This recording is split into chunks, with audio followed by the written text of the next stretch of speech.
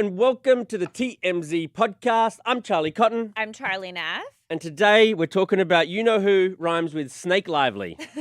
Blake Lively. Blake Lively. Wow, what an intro. Because she's demanding access to Justin Baldoni's phone and phones belonging to his reps. This war is not ending anytime soon. We'll talk about Naya Rivera. R.I.P. Yeah, she obviously died 5 years back in a horrible freak accident out on a lake. Yeah, Lake Piru. And now her ex-husband is speaking out for the first time, giving a lot of details, around that day. And what happened with the son who was there with her in her final moments. It couldn't be sadder. I know, it's horrible. And finally, we'll talk about the video that a lot of celebrities apparently came together for. But didn't. Thanks for ruining the... Well... condemning Kanye West. There's a lot of celebrities on the video condemning Kanye West. It's all AI. Yeah. And now the celebrities involved are not happy about it. Right. To begin with, though... Wait. Oh. We are live, ladies and gentlemen. So if you have any comments that you want to slide into our comment section, we will be reading the comments at the very end of this. So any of the topics, comments, questions, concerns about us, Branson and Wild will be combing through. So Blake Lively, she and her lawyers have subpoenaed Justin Baldoni and a couple of his people. They want his team. They want access to the text messages they were sending to each other. Blake's lawyers believe that the text messages that they sent might help prove their smear campaign theory that he was smearing Blake. Well, you would want access to everything, right? Yes. Like, obviously, if he has text messages, he's going to pluck which ones work to his advantage. So Blake's side is thinking like, well, wait a minute. The ones you're not using, those are the ones we want to see. Right. And so, I mean, it kind of makes sense, but it also just shows like this is not going away anytime soon. They're thinking of different strategies. Like, is this thing going to go to trial? Like, I thought this would for sure have been settled by now. And the fact that they both are like still foot on the gas is insane to me. Totally. I would have thought they'd settled way before they both get embarrassed a bit, as well. But if it does go to trial, then all of this stuff is kind of like, it's going to be out in discovery. We're going to know everything about these people and what they said about each other. All the text messages will come out. And you would assume that both of them probably don't want all of their dirt out there because, everyone's got dirt. They don't want all of their text messages out there. I mean, they kind of have already put But everything. they kind of have already kind of gone down that lane. So maybe they're like, screw it.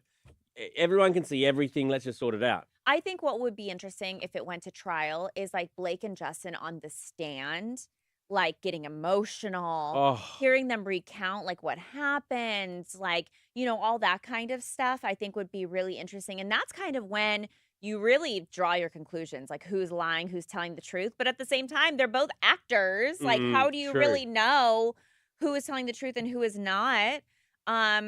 Yeah, I don't know. It's all so muddy right now. Like, do you have like a clear side that you're taking? Oh, clear as day. Really? Yeah. You don't even have to ask me who. Like, just go ahead and assume. It's pretty obvious. Snake Lively, I said at the top, I'm not on her team. Do you think these guys might love each other? Like, I mean, there is that theory. I've gone back and forth between, there's a saying, or I don't know if I heard it in a song, that like love and hate, like it's still an obsession. It's kind of like, I'm not sure what the lyrics were actually, but it's just about how love it. What song are we talking about? Yeah, love me or hate me, it's still an obsession. Love me and hate me is still an obsession. Love me or hate me, that is the question. Yes, if you love me, then is that thank the Electric Barbarella? If you hate me, then fuck you. Am I allowed to? Yeah, I love that. How do you know that song? I don't know. That is a deep cut. It from made like it down under. 2010. It made it down under. Wow. So they're obsessed with each other.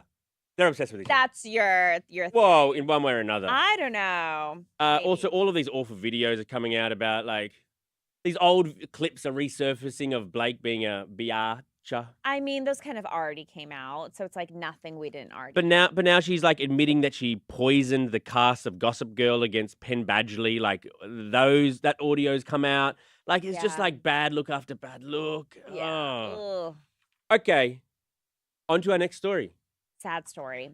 Really, like, couldn't be sadder story. Naya Rivera's ex-husband has come forward to talk about that day that she passed away.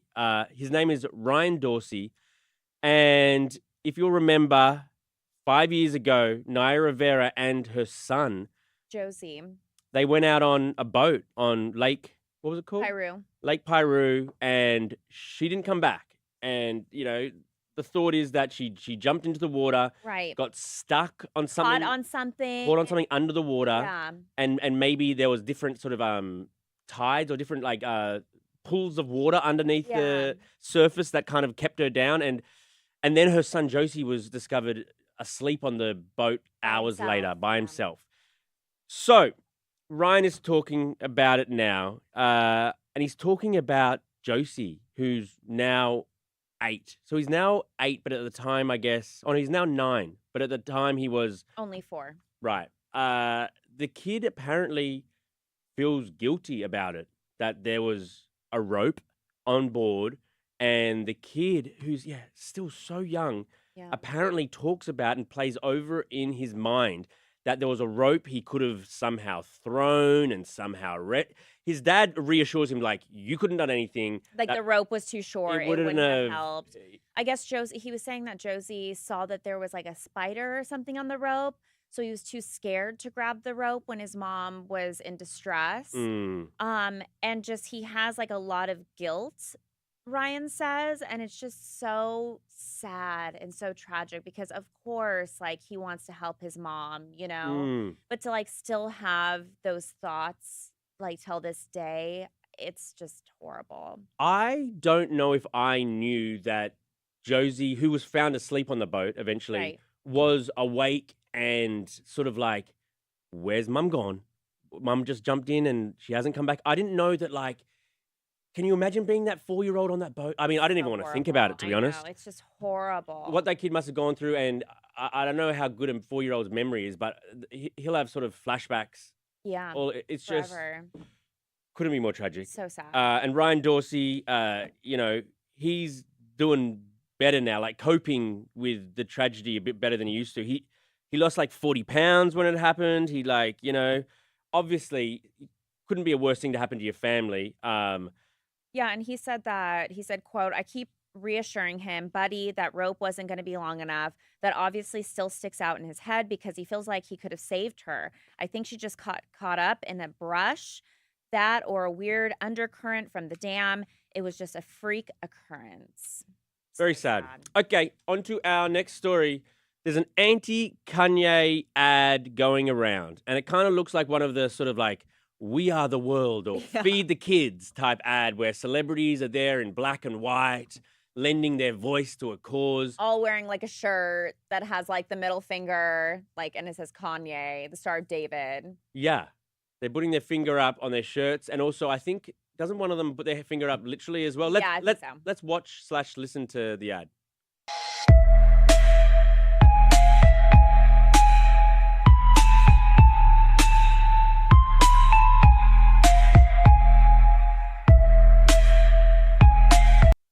So you got Scarlett Johansson, Jerry Seinfeld, Adam Sandler, Drake, all famous Jews.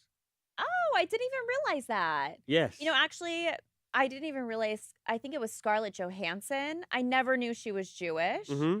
But then, after this video, she released a statement because she was upset, which like I thought like, who is going to say this is not them, right? Because you don't want to be like, almost like supporting in like a weird way. If you're saying it's not me, then it's almost like you're doing something like favor for Kanye. Yeah, it's weird. But she had released a statement. She was unhappy with it, not because it's like an F Kanye video, but because she's been like anti-AI.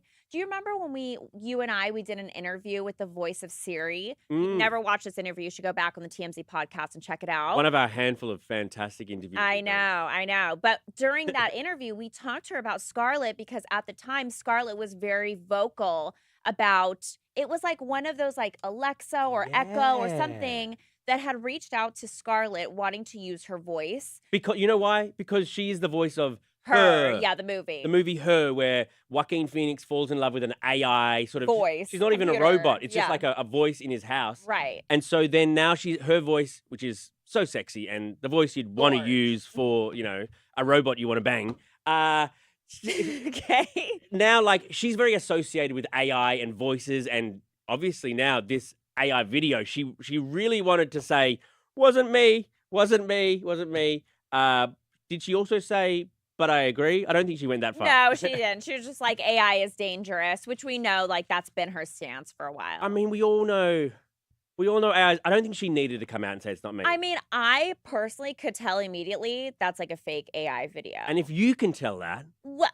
Rude. But, people on like Facebook that get scammed all the time with these like, True. Hi, I'm a prince and I want to pay you $100K or whatever. Like those scams, like I feel like it does happen often where like maybe like the older generation doesn't really understand new technology. Like I could totally see my aunt like seeing that video and being like, wow, they got together for that and not realizing. The older generation is very scared about AI. More scared, I think, than the younger generation. Yeah, I think so too. I mean, whenever I talk to like my parents about it, they're like, oh, it's going to ruin everything. It's going to be like the downfall of, and I say, maybe so.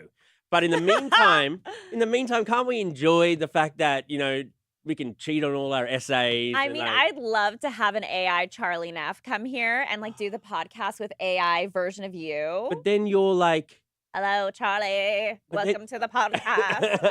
But then you're out of a job. Like, that's the thing. No, that's the thing. You got to pay my AI robot to come in. Oh, image and likeness. Yeah.